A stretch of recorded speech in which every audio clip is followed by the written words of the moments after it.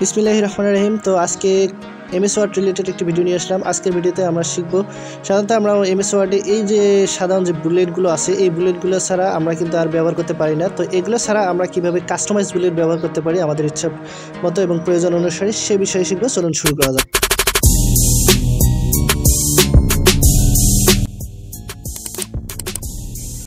তো এই জন্য প্রথমে আমি ওয়ার্ড ফাইলটাকে ওপেন করব। ওয়ার্ড ফাইলটাকে ওপেন করে দেখুন রেফারেন্স আছে, রেফারেন্সে একটা স্যাম্পল আমি এখানে বসাবো।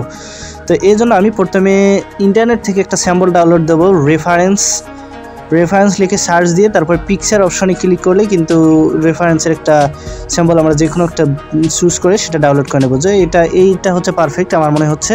তো আমি এটাকে প্রথমে ডাউনলোড করে নিচ্ছি। তো আমার ডাউনলোড করার শেষ। এবার আমি এই ছবিটাকে ফটোশপ দিয়ে ক্রপ করে নিলাম। তো আপনি অন্য কোনো অ্যাপস দিয়েও ক্রপ করে নিতে পারেন।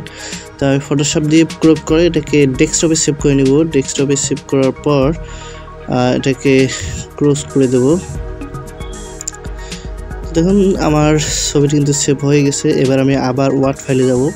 ওয়ার্ড ফাইলে আসার পর আপনাকে যেটা করতে হবে সেটা হচ্ছে হোম অপশনে ক্লিক রাখতে হবে, তারপর এখানে বুলেট অপশনে ক্লিক করতে হবে, তারপর ডিফাইন নিউ বুলেট অপশনে ক্লিক করতে হবে, তারপর এখানে লেখা আছে পিকচার অপশনে ক্লিক করে এখানে ইম্পোর্ট নামে একটা অপশন আছে, সেই ইম্পোর্ট অপশনে ক্লিক করতে হবে।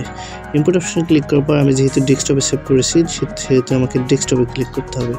ডেস্কটপে ক্লিক করার পর এখানে দেখুন এই যেটাকে আমি সেভ করেছি, এই যে এই ফাইলটাকে আমি সিলেক্ট করব।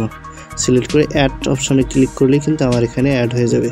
দেখুন এবার বুলেটটা আমার অ্যাড হয়ে গেছে। এবার এটাকে ক্লিক করে ওকে ক্লিক করলেই আমার সামনে কিন্তু এই বুলেটটা চলে আসবে।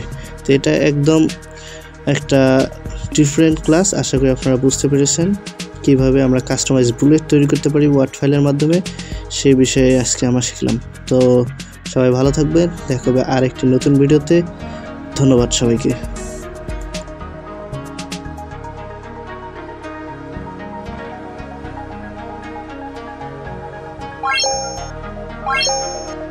Bye.